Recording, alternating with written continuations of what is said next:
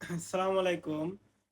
মালয়েশিয়াতে ভিসা লাগানোর জন্য এজেন্টরা নতুন ফন্দি বের করছে। আপনারা তো অনেকেই আগেই এজেন্টের কাছে এজেন্ট টাকা চাইছে, সাথে সাথে দিয়ে দিছেন।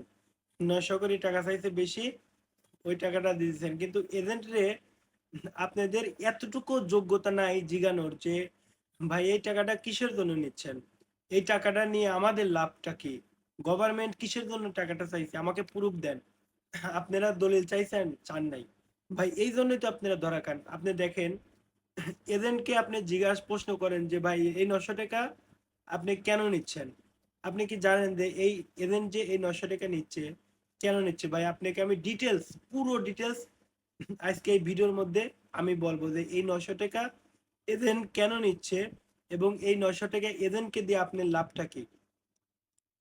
ভাই মনে করেন যে